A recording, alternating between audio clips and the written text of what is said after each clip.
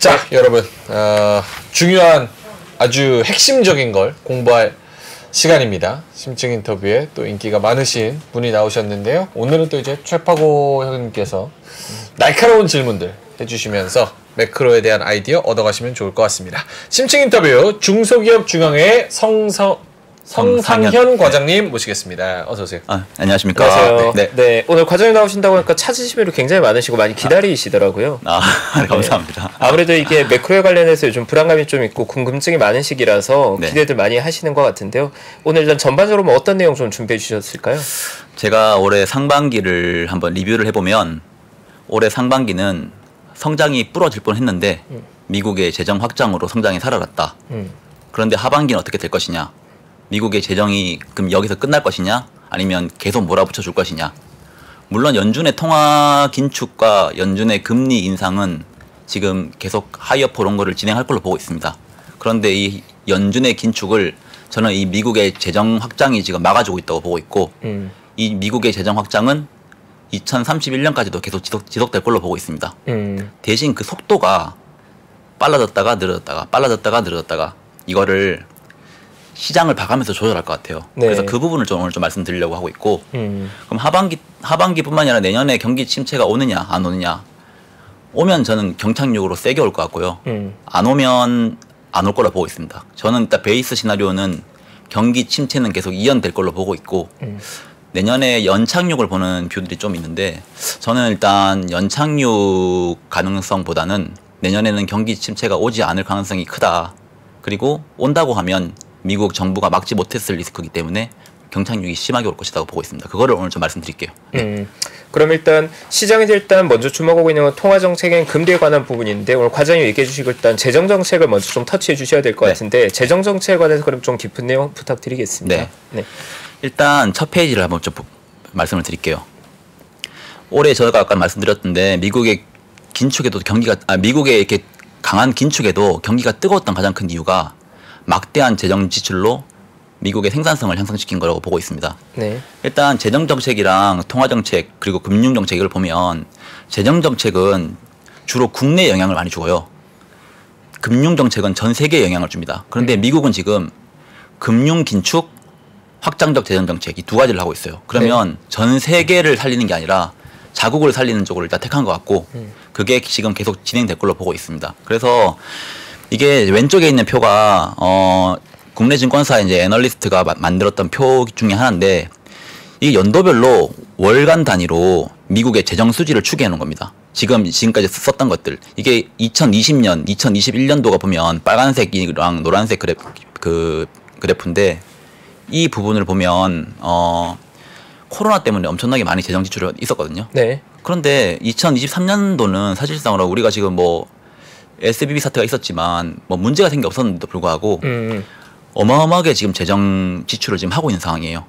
과거에 이게 1970년도부터 제가 이게 다 가지고 온 건데 이게 뭐 안 보이는 회색 선들이 1970년도, 71년도 뭐 이게 다 섞여 있는 거거든요. 네. 그러면 과장님이 말씀하시는 포인트는 어쨌든 시장의 입장에서는 금리가 계속 높아지면서 상당히 부담이 되고 위축될 만한 상황인데도 불구하고 재정 정책이 어쨌든 버팀목이 되어주고 있다. 근데 이제 문제는 그 재정 정책이 버팀목이 된 건 글로벌 전체를 커버하지 못하고 미국만 커버하는 거니까 어떻게 보면 좀 안 좋게 보면 미국 주변국들은 여전히 좀 많이 힘들어질 수 있는 환경이거든요. 재정 정책이 있다고 하더라도 과거에는 미국이 돈을 풀면 이머징이 먼저 살아났어요. 그런데 미국이 돈을 풀 때 보면 전부 다 금융 확장이었어요. 그런데 이번에는 금융은 긴축을 하고 있고 재정은 풀고 있어요.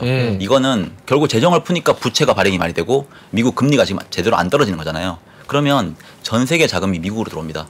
그러면 실질적으로 전 세계의 성장률은 떨어지고 미국의 성장률은 올라갑니다. 그래서 나 혼자 살자. 네, 나 혼자 살자. 근데 과거와 이번에 가장 큰 차이점은 과거에는 금융 위기든 무슨 위기가 터졌을 때 재정 확장이 일어났어요. 금융 완화와 함께. 그런데 이번에는 뭐 문제가 된 것도 없는데 사람들이 작년 말에 경기 침체 올 거다 많이 우려를 했었거든요. 이 우려만 있다고 하더라도 미국의 재정이 풀리기 시작했다는 게 과거와 지금의 차이점입니다. 그래서 금융은 계속 긴축을 하고 있어서 우리는 미국 계속 긴축을 하는 거나 보고 있었는데 실질적으로 미국 정부는 계속 풀고 있었어요. 그래서 지금 미국의 성장률이 떨어지다가 사실 올해 상반기를 기점으로 다시 올라가고 있거든요. 지금 너무 성장률이 올라가서 더 문제가 되고 있는 상황이긴 하거든요. 그래서 그거를 좀 더 톤 조절을 하기 위해 지금 미국이 좀 다시 노력을 하고 있고. 거기다가 음모론 한 스푼을 얹자면 거기 비하인드엔 정치적인 의도가 좀 깔려 있다고 보십니까? 예를 들어서 네. 뭐 올리 아메리카, 아메리카 퍼스트 약간 이런 체계가 뭐 2000년대 들어서 계속 좀 무너지는 형국에서 중국이 올라오는 상황에서 전 세계를 한번 이렇게 누르고 미국이 다시 올라서는 약간 그런 패권? 저는 그게 있다고 보고 있고 요 표를 좀 그러면 뒤에 표를 하나를 보여드릴게요. 이게 미국의 재정 지출 추계거든요. 2022년까지는 지금 이미 지출이 된 거고 향후에 2023년부터 나가는 상황입니다. 이게 2031년까지 이미 12월을 통해서 보면 미국의 재정 지출은 풀리는 걸로 지금 되어 있어요. 그 풀리는 거에 가장 큰 기반을 차지하는 게 이 빨간색 그래프입니다. 이 빨간색 그래프는 실질적으로 우리는 미국의 의무 지출이라고 하는 거거든요. 이게 전체 지출의 73%를 차지하고 있습니다. 이 의무 지출은 실질적으로 인프라법, 그리고 반도체법, 그리고 IRA법이라고 해서 이 세 가지가 2021년도, 2022년도에 만들어졌고 이거는 10년 동안 풀 거를 계획을 해놓은 겁니다.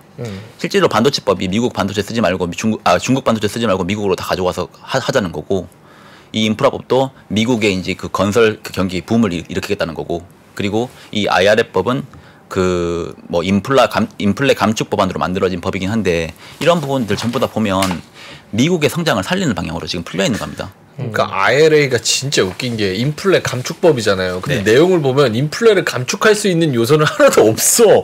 신재생 쓰면 오히려 코스트가 올라가서 인플레가 올라가는데 네. 어떻게 그 인플레 감축법입니까? 인프라 투자도 하는데. 그게 단기적으로는 그런데 또 말도 안 장기적으로 보면 되지. 전기차 보조금 내주고 하는 부분이 있기 때문에 저는 미국의 셧다운이 만약에 일어난다고 하면서 또 미국의 셧다운이 일어나면 정부가 지출을 풀 수 없지 않냐라고 말하는 사람도 있어요. 근데 실질적으로 미국의 셧다운이 일어나면 이 노란색 그래프 있잖아요. 미국의 재량 지출의 비국방 부분. 이 부분이 전체의 10% 정도 차지하거든요. 10%에서 13% 정도 차지하거든요. 이 부분은 나가는 속도가 좀 주춤할 수 있습니다. 그런데 이 의무 지출 부분 있잖아요. 이거는 셧다운과 관계없이 계속 풀리는 것이고 이 부분이 미국의 성장에 집중적으로 영향을 미치는 부분이거든요. 그래서 올해 상반기에 미국 아까 표에 보여드렸지만 미국의 재정은 급격하게 풀리고 있고 그런데 그게 지금 8월 달부터 약간 주춤하고 있습니다. 네. 그 8월 달부터 왜 주춤할까? 이게 어디 뭐 나온 건 없거든요. 근데 제가 좀 생각을 해봤던 게 미국 우리가 보면 인플레이션을 우리가 지금 가장 우려를 하고 있잖아요. 네. 인플레이션이 올해 6월 달까지는 기저효과가 있었어요. 그래서 그냥 인플레가 아무리 월간으로 많이 나와도 그냥 YOY 연간으로는 떨어지는 추세였습니다. 그리고 그 하반기는 미국의 인플레이션이 다시 기저효과가 사라지면서 올라가는 추세고요. 그래서 올해 상반기 때는 미국이 재정을 아무리 풀어도 사실상 인플레에서 느껴지는 우리 가시적으로 느껴지는 효과가 없었거든요. 그래서 미국은 재정을 1월에서 6월까지 급격하게 풀었고 그때 또 우리가 성장을 많이 우려를 하고 있었거든요. 네. 연초만 해도 뭐 미국의 소형은행도 터졌지만 그런 부분 때문에 미국은 좀 강하게 그리고 빠르게 재정을 풀었습니다. 그런데 저는 올해 연말까지도 계속 풀 거라고 봤었거든요. 근데 갑자기 8월 달에는 보니까 지출을 줄였더라고요. 그 왜 할까? 그러니까 우리가 또 보고 있는 인플레이션에 대해서 기저효과가 사라지거든요. 지금. 그래서 우리는 지금은 인플레이션이 MOM 기준으로 조금만 높게 나와도 전년 대비 다시 올라가는 추세로 바뀌고 있는 상황입니다. 그래서 올해 하반기 때는 얘네들도 그러면 진짜로 인플레이션을 봐가면서 재정을 풀고 있구나. 그래서 저는 미국이 지금 아주 계획적으로 인플레이션도까지 봐가면서 월간 나오는 인플레이션까지 봐가면서 재정을 풀고 있고 이 기저효과가 내년 1월부터 또 사라집니다. 인플레이션이 내년 1월부터는 MOM 기준으로 0.3 이하로만 나오면 네. 다시 하향 추세로 또 바뀌거든요. 올해 연초처럼. 그럼 또 그때 풀지 않을까요? 또 그리고 지금 재정을 좀 덜 풀면 지금은 성장이 너무 높아가서 좀 우려를 하고 있잖아요. 그런데 성장이 분명히 또 하반기 되면 좀 떨어질 거거든요. 그러면 그게 다 내년 1월 달부터는 성장도 좀 둔화되고 인플레이션에 대한 기저효과가 사라지고 그럼 저는 다시 또 풀 거라 보고 있습니다. 그래서 내년부터 내년에 연착륙이 온다, 경착륙이 온다라고 하는 IB 하우스들 뷰가 꽤 있거든요.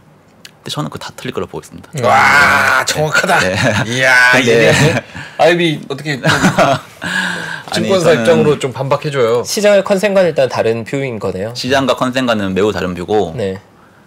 경기 침체에 대한 뷰는 저는 채권을 좀 오래 했어요. 네. 그래서 사실 이번에 이렇게 미국이 재정을 미친 듯이 푸는 게 아니었으면 경착륙 사실 올해 왔었어야 된다고 그쵸. 보고 있습니다. 그리고 네. 뭐 내년에 당연히 올 거라고 보고 있었고, 네. 근데 미국이 재정을 이렇게 미친 듯이 푼다라고 하면 내년에 경착륙이나 연착륙이나 올까요? 근데 저는 여기에서 이제 조금 궁금해지는 질문이 질문. 그럼 과장님의 이제 키포인트는 금리가 많이 높아진 통화 정책의 충격을 흡수하기 위해서 재정 정책이 굉장히 정책적으로 잘 활용되고 있다는 의미인데 네. 문제는 미국 외국 국가들은 그 정도의 재정 정책 쿠션을 쳐줄 만한 정책 여력이 없는 상황이잖아요. 네. 그러면 미국에서 노이즈가 발생하지 않는다고 하더라도 미국 외국 국가들 여전히 힘들 텐데 그건 혹시 어떻게 보세요? 미국 외국 국가들에 대한 뷰는? 저는 아시아 국가들의 밸류에이션이 지금 매우 낮거든요. 네. 그런데 아시아 국가들의 밸류에이션은 낮지만 투자 매력도로 미국은 밸류에이션 높아요. 저는 높다고 보거든요. 네. 그럼에도 불구하고 높은 쪽이 가고 낮은 쪽은 못 가는 시장이 계속 이어질 걸로 보고 있고 그거는 기업에 똑같습니다. IRA 그리고 뭐 칩스 이런 모든 것들이 소기업한테 주는 정책이 아닙니다. 그렇죠. 다 대기업들한테 주는 거거든요.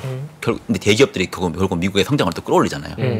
그러면 최근에 올해 보면 YTD 기준으로 러셀 2000은 마이너스입니다. 근데 나스닥 30% 넘었잖아요. 네. 이거 계속 이어질 걸로 보고 있습니다. 그래서 지금 돈이 가는 쪽은 미국의 그 메가니피센트 그리고 빅테크 그리고 S&P 500에서도 매우 우량한 기업들 중심으로 돈이 계속 가고 있고 그런 해외에 있는 그런 해외에 있는 그런 인프라들을 다 미국으로 끌어오고 있는 상황입니다. 네. 그래서 무너지더라도 이쪽이 가장 늦게 무너질 걸로 보고 있고 무너지지 않는다라고 하면 이쪽이 더 가고 못 가는 쪽은 더 못 가는 시장. 예전에 금융 정책을 올릴 때는 결국은 많이 떨어져 있는 놈이 많이 다시 반등이 컸거든요. 그랬죠. 그런데 지금같이 금융을 계속 긴축을 하면서 고금리로 기업들을 힘들게 하는 상황에서 돈을 풀어주는데 대기업 쪽으로만 풀어준다? 네. 이거는 중소기업들 올라올 수가 없습니다. 지금 현재 상황에서. 그래서 러셀 2000 이런 부분들이 뭐 장기 10년 롱텀하게 투자한다 이러면 당연히 지금 밸류에이션 저점이다라고 놓고 보고 들어갈 수 있죠. 근데 저는 그런 지금 현재 뭐 우리는 월 단위로 쪽에서 수익률을 판단하고 연 단위로 판단하고 뭐 이렇게 하잖아요. 그런 측면에서는 가는 놈이 더 갈 수 있을 거라고 지금 보고 있고 제가 이 뷰가 좀 약간 바뀐 부분이 있어요. 저는 원래는 이렇게까지 재정을 풀 거라고 생각을 안 했고 금융 정책을 어느 정도 톤다운 할 걸로 보고 있었습니다. 그런데 미국은 이따가 또 금리에 대해서 좀 말씀드릴 텐데 일단 금리를 간단하게 좀 말씀드리면 네. 원래 SVB 사태 올해 3월달 터졌잖아요. 그때를 계기로 놓고 보면 미국의 10년 금리는 4에서 4.5%가 임계점이었습니다. 그런데 BTFP로 성공을 했거든요. 소형은행에 문제가 생기면 연준에서 돈을 빌려줘서 너네들의 뱅크런을 다 막아준다. 그렇게 해서 지금 소형은행 터져도 아무도 신경 안 씁니다. 그렇죠. 그러면서 지금 미국채 금리의 밴드 레벨이 올라왔습니다. 그게 저는 4.5에서 5%라고 보고 있고 왜냐하면 4.85 최근에 그 명절 후반에 이제 미국 금리가 폭등할 때 미국 그 연준 위원들이 미국채 10년물의 텀 프리미엄이 높다 이러면서 갑자기 뭐 엄청난 뭐 전문적인 이야기를 하면서 하여튼 결국은 금리가 높다는 거였거든요. 네. 그 부분을 말을 꺼내기 시작했거든요. 그거는 4.85 5%가 넘어가면 지금 우리는 뭐가 터질지 모르겠지만 얘들은 생각하고 있는 게 있을 것 같아요. 어느 부분에서 또 문제가 생길 수 있다라고 판단을 하고 있고 얘네들의 장기 그 성장을 올리려고 하는 그 계획하에 금리가 너무 튀면 이 부분에서 문제가 되면서 자기들의 계획하대로 못 갈 수 있다라고 생각을 하는 것 같습니다. 그래서 일단 구두 갭이 들어갔고 네. 이 구두 갭으로도 안 된다고 가면 미국 금리 같은 경우에는 바이백이나 아니면 그 SLR이라는 법안이 있어요. 미국 은행들이 국채를 마음껏 살 수 있도록 지금 그거는 규제를 하고 있거든요. 그럼 그 규제도 지금 풀어줄 걸로 보고 있습니다. 그러면 높아지는 금리를 미국 은행들이 금리를 사주면서 금리가 다시 못 올라가게 장기채 금리가 못 올라가게 그거는 이제 마지막으로 나올 것 같긴 한데 저는 사실 그때가 주식에 랠리가 나오고 어떻게 보면 그때 주식 비중을 좀 줄여야 되는 왜냐하면 그렇게 올라가는 거는 정책적으로 갑자기 우리나라가 올해 초에 뭐 주택 시장이 너무 안 좋을 때 정부에서 50년 만기 대출을 해준 그런 개념 있잖아요. 네. 그런 정도의 SRR 법안은 그런 정도의 효과 파급력이 있다고 보고 있기 때문에 또 그렇게 정책을 꺼냈는데 너무 급등을 해버리면 또 그 부분을 또 처리할 수 있거든요. 저는 그 부분이 분명히 금리가 급등이 나오기 시작하면 그런 정책적인 부분이 나올 거라 보고 있고 그때는 금리도 빠지고 주가도 올라갈 거예요. 그럴 때가 사실 그때가 금리에 대한 비중도 좀 줄이고 채권에 대한 비중도 좀 줄이고 그리고 주식에 대한 비중도 좀 줄이는 게. 왜냐하면 장기적으로 올라간다고 하더라도 항상 굴곡은 있잖아요. 그렇죠. 너무 급등을 하면 또 어느 정도 조정이 있는 부분이 있거든요. 6월달까지 7월달까지 주식시장이 올라가다가 8월 9월달 약간 조정을 받고 있지만 그런 부분들이 반복될 거고, 저는 이 SRL 법안이 다음 급격한 반등을 만들어낼 수 있는 그 정책적인 법안이라고 보고 있고, 그때는 지금 레벨대에서 그 증시 같은 경우에도 한 번 더 레벨을 업을 할 수 있을 거라고 보고 있습니다. 근데 그때는 사실 다 노랜딩 이야기 나올 거거든요. 네. 저는 그때 비중을 좀 줄여야 된다고 보고 있긴 합니다. 왜냐하면 그거는 일시적으로 좀 정책적으로 만들어주는 좀 증시 부양 효과이기 때문에 지금 연준은 물가가 잡히지 않는 한은 어떤 부양책도 다 일시적일 수밖에 없고 다시 또 그거는 다시 없애든가 되돌리든가 하는 부분이 분명히 나올 거거든요. 네. 저는 이번에 그 재정 정책을 1월에서 6월달까지 막대하게 풀다가 다시 8월달부터 줄이는 것 자체가 연준 자체도 그리고 미국 재정부 자체도 속도 조절을 해가면서 하고 있다. 왜냐하면 얘네들은 1년만 하고 끝낼 게 아니거든요. 10년 계획을 짜놨고 지금 미국 기준금리를 5.5까지 갖다 놨는데 얘들도 겁날 거거든요. 그러니까 재정도 사실 아껴가면서 풀어야 됩니다. 근데 문제가 될 것 같으면 세게 풀어서 사람들이 아예 완전 말도 못하게 그런 식으로 계속 할 거라 보고 있고 거침없이 풀 거라 보고 있습니다. 그래서 미국이 또 내년에 선거가 있고 그런 부분들이 이런 정책적인 측면에서 더 영향을 좀 미칠 수 있을 거라고 보고 있습니다. 네. 그러면 어쨌든 과장님의 의견은 재정 정책으로 봤을 때는 상당히 이미 적극적으로 대응을 하고 있고 게다가 시장의 상황을 보면서 유연하게까지 갖췄으니까 상당히 시장의 완충 역할을 잘 해주는 건데 네. 저는 아까 전에 통화 정책 부분이 조금 궁금한 게 네.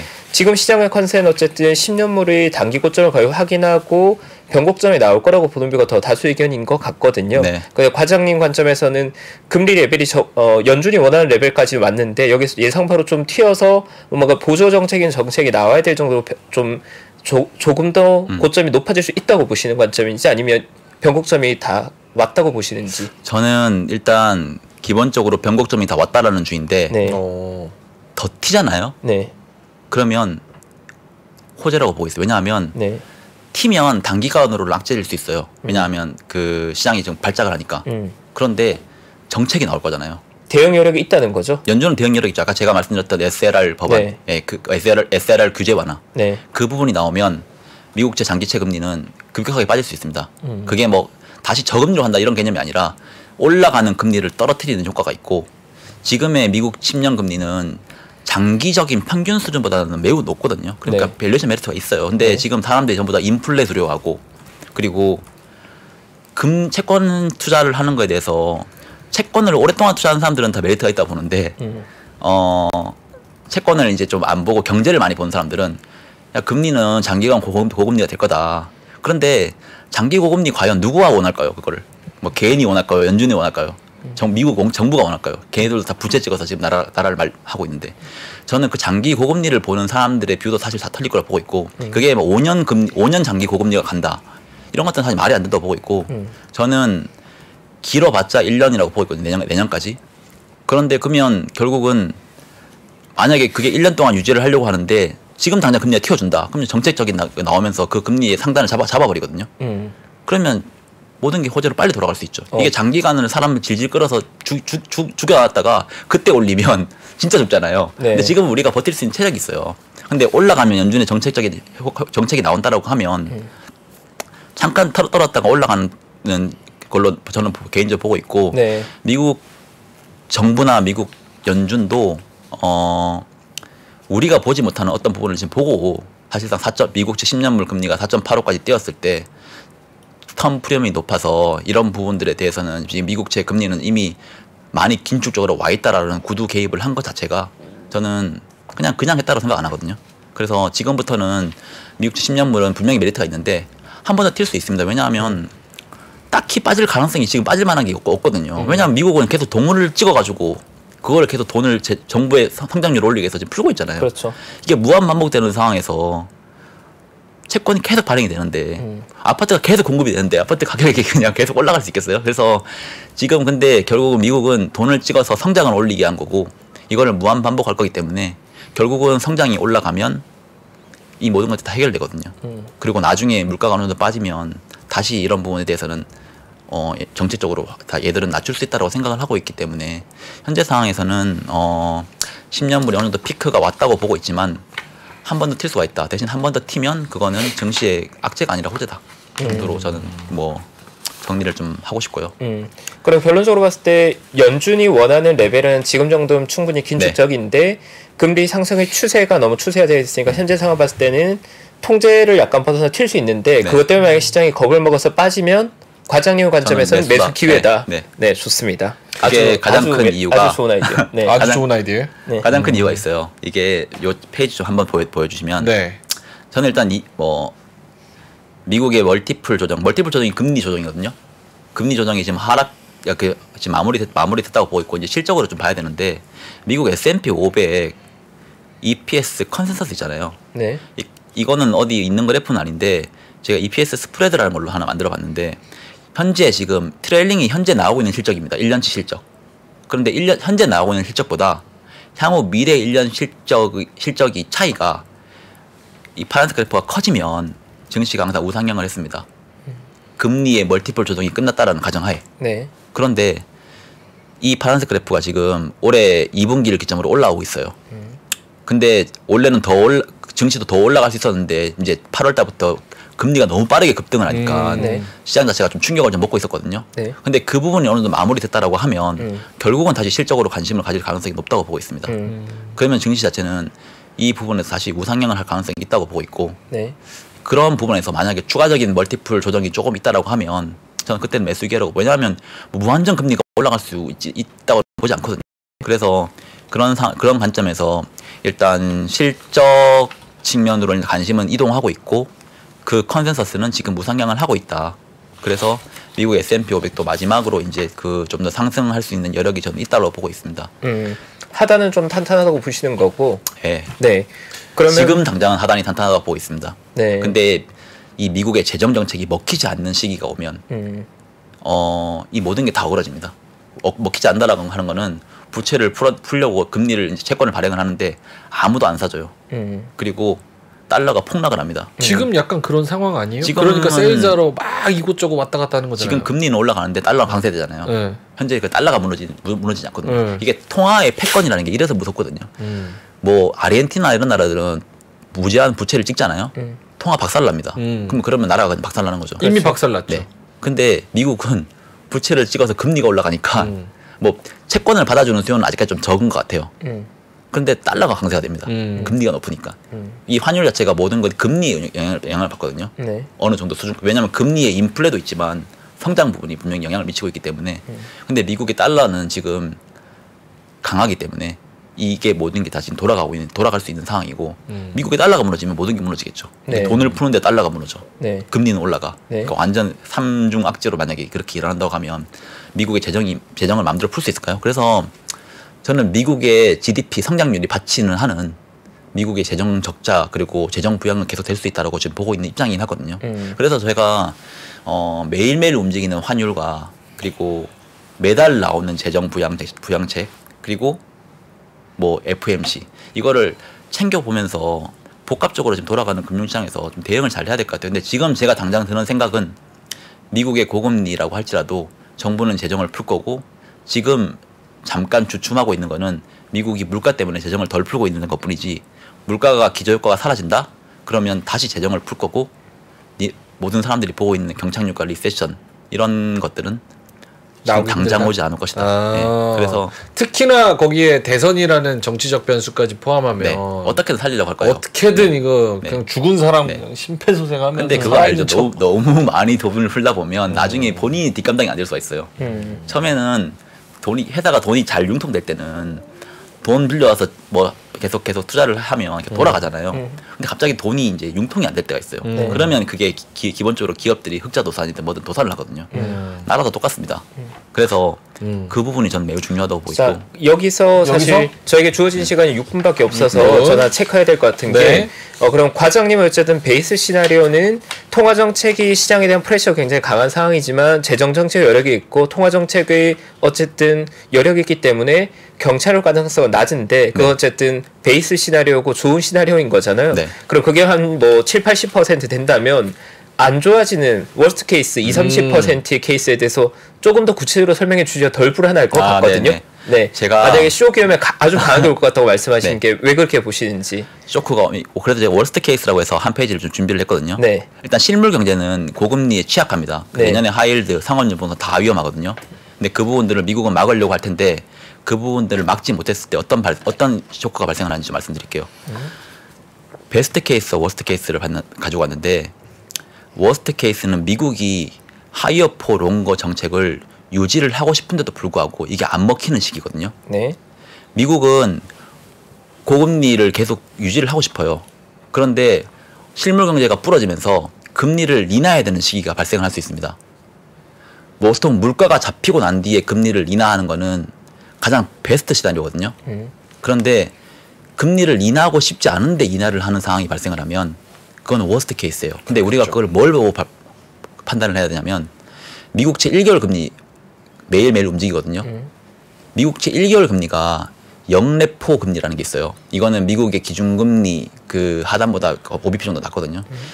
영레포 금리가 높으면 미국의 순유동성이 급격하게 빠지지 않아요. 네. 왜냐하면 이게 지금 그래서 제 MF랑 연준의 지급준비금을 가지고 왔는데 연준의 지급준비금에서 돈이 빠져서 MF로 가는 순간 끝납니다. 근데 연준의 지급준비금에서 돈이 빠져서 MF로 가는 시기가 언제냐고 하면 1개월 금리가 영레포 금리보다 낮을 때 이게 1개월 금리 같은 경우에 연준의 지급준비금의 대다수를 차지하고 있거든요. 근데 이 금리가 영레포 금리보다 낮으면 1개월 금리가 메리트가 없다는 거잖아요. 네. 그러면 1개월 금리를 가지고 있는 연준의 지급준비금에서 대량으로 MF로 자금이 이동합니다. 그러면 시중의 유동성이 이게 대부분 시중의 유동성이거든요. 순수 유동성, 네. 증시를 떠받치는 유동성, 네. 그리고 채권을 떠받치는 유동성. 이게 MF로 가는 순간 전부 다 돈이 시중의 유동성이 전부 다 돈을 주식을 사는 게 아니라 우리는 지금 다 회피하겠다라는 거거든요. 근데 이 금리 같은 경우에 그래서 이 금리의 차이를 봐야 되는데 갑자기 미국이 기준금리 인하를 하잖아요. 그러면 이 1개월 금리는 추가적으로 계속 금리를 인하하겠구나라는 시장의 심리가 붙습니다. 민감하게 반응하겠죠. 근데 영레포 금리는 미국의 기준금리에 따라서 움직이거든요. 네. 후행합니다. 후행. 네. 그러면 시장의 유동성이 빠르게 일로 빠집니다. 그래서 금융위기 때도 보면 이 MF 잔고가 급격하게 늘어났거든요. 네. 금융위기 때 갑자기 은행이 문제가 생기면서 미국이 금리를 급격하게 인하를 했거든요. 그때 보면 MF로 자금이 급격하게 들어갔습니다. 그리고 은행에 있는 지급준비금, 연준의 지급준비금이 빠졌고요. 그리고 작년부터 해서 그때도 은행의 지급준비금은 빠졌고 MF는 급격하게 올라갔습니다. 근데 지금 그게 약간 좀 이제 서로 슬로우 되어 있는 상황이거든요. 근데 만약에 이게 다시 MF가 더 올라간 가능성은 저는 이 1개월 금리가 영레포 금리가 빠질 때 이때는 언제냐? 갑자기 빠지진 않거든요. 시장에서 미국의 기준금리 인하 기대감 그리고 뭔가 경착륙이 발생할 거라는 걸 시장에서 먼저 판단을 할 때 그때가 시장이 쎄함을 느낄 때 네, 그때가 빠르게 1개월 금리가 떨어질 거고 그러면 시중의 유동성이 급격하게 MF로 자금이 이동할 겁니다. 저는 이게 요것만 보고 이게 발생을 하잖아요. 그러면 그때는 분할 매수를 하면 안 될 것 같아요. 그때는 좀 시장을 좀 관망을 해야 되는 시기로 가야 됐습니다. 제가 지금까지 말씀드렸던 금리 올라갈 때 주식이 빠진다? 그때 분할 매수 하라고 말씀드렸잖아요. 네. 그런 것들이랑은 이거는 급이 다른 저는 경기 침체라고 보고 있고 저는 경착륙 시나리오가 오면 이 지표가 가장 중요할 거로 보고 있고 요 금리를 봐가면서 사실 이 부분도 설명을 드리면 거의 30분 정도 말씀을 드리는데 네. 제가 오늘은 그냥 한 페이지만 좀 말씀을 좀 달라고 하셔가지고 요것만 가지고 왔는데 네. 시장이 만약에 급격하게 뭔가 문제가 생긴다고 하면 이 두 금리 간의 차이를 좀 주목하시라고 좀 말씀드리고 싶습니다. 근데 구독자의 관점에서 근데 구독자분들 입장에 오해가 생길 수 있을 것 같은 게 금리 인하하게 되면 안 좋다로 해석될 수 있을 것 같거든요. 네. 제목만 봤을 때는. 네. 근데 저기서 말하는 갑작스러운 금리 인하라는 건 뭔가 침체에 대응하기 위한 갑작스러운 정책선회나 시장 예상보다 너무 빠른 금리 인하가 오히려 독이 될 수 있다는 표현을 하시는 거죠. 네, 실물 경제가 부러지는 거. 네. 오케이. 1분밖에 안 남았으니까 결국은 주식하면은 미국 주식하겠다 이 뜻이죠? 저는 진짜 그렇게 보고 있습니다. 그리고 지금 금리에 대한 멀티플 조정은 끝났다. 이제 실적에 대한 관심을 가져야 된다. 그런 부분들은 지금 나쁘지 않다. 그리고 내년에 경착륙이든 연착륙을 지지하는 사람들은 내년에 모두가 틀릴 것이다. 정도로. 그렇다면 워스트 시나리오가 발생하지 않는다는 걸 전제한다면 과장의 관점에서는 우량 자산은 그대로 가져가도 된다는 관점이신 거죠, 결론적으로? 그거를 롱텀하게 가져가시는 분들은 가져가도 된다고 보고 있고요. 네. 그거를 만약에 숏텀하게 본다고 하면 네. 올해 하반기는 재정이 덜 풀릴 거예요. 네. 그러면 막 치고 나갈 상황은 아닙니다. 조금 근데 쉬어갈 수 이제 있다. 연말부터 다시 풀릴 가능성이 있고 내년 1월 달부터는 좀 세게 풀릴 수 있는 가능성이 있다고 보고 있습니다. 그래서 분할 매수를 하시라. 이번에 네. 빠질 때. 네. 그리고 저는 사실상 뭐 지금부터 분할 매수해도 된다고 보고 있고요. 대신 그래서 투자하는 건 초우량자산에 집중해라. 미국 내에서도. S&P 500, 나스닥 이쪽이 더 러셀 2000보다는 좋을 거라 보고 있습니다. 네, 알겠습니다. 오케이, 알겠습니다. 잘 간만에 이해가 됐나요, 근데? 간만에 제 뷰랑 120% 일치하는 분을 만나서 아, 네. 너무 좋았어요. 아, 네. 이게 좀 재정을 좀 더 자세하게 설명을 드려야 되는데 뭐 무조건 풀린다 이렇게 말하면 또 안 믿을 수 있잖아요. 또 근데 나오시면 돼요. 진짜 설명을 너무 잘하시는 게 네. 제가 똑같은 얘기했을 때 미친놈 소리 들었거든요. 아, 이게 약간 좀 근데 안 좋게 본 사람이 있어요. 네. 너 미쳤냐? 뭐 달러 이렇게 뭐 미국이 마음대로 풀 수 있는 게 말이 되냐? 단 한 번도 성공한 적이 없다. 그럼 뭐 이번에 성공하면 되는 거 아닌가요? 네, 그래서 그렇게 저는 보고 있고 네. 성공한다고 보는 뷰가 낫지 실패할 거라고 한다고 하면 음. 실질적으로 좀 약간 좀 사회를 좀 안 좋게 보잖아요. 네, 그래서 그런 전 측면으로 세계는 실패할 수 있어도 미국은 결과적으로 실패하는 경우는 거의 없는 것 같아요. 그렇죠? 맞아. 미국이 해결되면 통화 완화가 시작될 겁니다. 바이든이 그러니까 더 나쁜 놈이야, 트럼프보다. 그렇죠? 진짜 나쁜 놈이야. 어쨌든. 네. 그렇게 저는 당황했어요? 시장을 재밌게 들었습니다. 괜찮았으면 좋겠고 알겠습니다. 무조건적으로 상승한다는 아닙니다. 그걸 잘 봐가면서 하시라는 거고. 근데 이게 급격하게 계속 바뀌다 네. 보니까 뭐 사실은 지금 예측해도 내일 가서 또 다를 수 있으니까. 그렇죠. 예, 그래서 일단 제 뷰는 여기까지고 제 다음에 또 나왔을 때 시장이 바뀌면 또 말씀을 한번 드릴게요. 네, 알겠습니다. 뷰에 업데이트가 있거나 변화가 생기면 먼저 또 말씀해 주세요. 저희가 네, 오늘 모실게요. 저도 이쪽에서 애널리스트 분들이랑 이쪽 전문가들이랑 또 이야기를 많이 하거든요. 네. 그래서 데이터도 뭐 한두 개 가져온 것도 있고 그래서 그런 부분도 저도 좀 업데이트를 해볼 테니까요. 좋습니다. 다음번에 나오실 때는 벚꽃 엔딩도 같이 불러주셨으면 좋겠다는 그런 의견도 있었습니다. 자, 알겠습니다. 심층 인터뷰 중소기업중앙회 성상현 과장님이었습니다. 고맙습니다. 네, 감사합니다. 백악관에서 전화 온다는 그런. 깜짝 놀랐어요. 왜요? 네. 아니 맞잖아요. 이런 네. 얘기도 못 합니까? 아닙니다. 할 수 KBS 있죠. 도 아니고. 네, 명예카님 다 해도 되죠. 네, 하고 싶은 말 다 해주셔도 됩니다. 같이 혹시나 뭐 어디 불려가면 같이 가야 돼요. 알겠어요. 백악관 전화면 따라가야죠. 네. 그렇게라도 가보고 싶네요. 자, 알겠습니다. 자, 오늘 퇴근길 라이브 데일리 인트와 심층 인터뷰 한번 진행을 해봤습니다. 오늘도 매크로에 대한 그런 긍정적인 이야기 또 여러 가지 아이디어들 그리고 퇴근길에서 시장 동향 한번 짚어봤고요. 내일도 좋은 정보 들고 6시 반에 뵙도록 하겠습니다. 이어지는 언더스탠딩도 많은 관심 부탁드리고요. 저희는 이만 여기서 물러가도록 하겠습니다. 오늘도 함께해 주셔서 진심으로 고맙습니다. 감사합니다. 복잡하고 어렵게 느껴지는 재무제표와 용어들, 친절한 투자 멘토 사경인 마스터가 매주 새로운 콘텐츠로 알기 쉽게 설명해드립니다. 재무제표 분석과 포트폴리오 구성, 뭐 양대 재무제표라고 그러면 대차대조표랑 손익계산서가 있거든요. 매수 매도 방법, 이렇게 사는 게 좋겠네, 이렇게 사면 좋겠다. 근데 이렇게 살려면 뭘 해야 되냐면요, 나머지 3분의 1은 놔둬봅니다. 어디까지 가는지. 실전 투자 팁까지 알려드립니다. 오직 3프로 멤버십에서만 만나실 수 있습니다.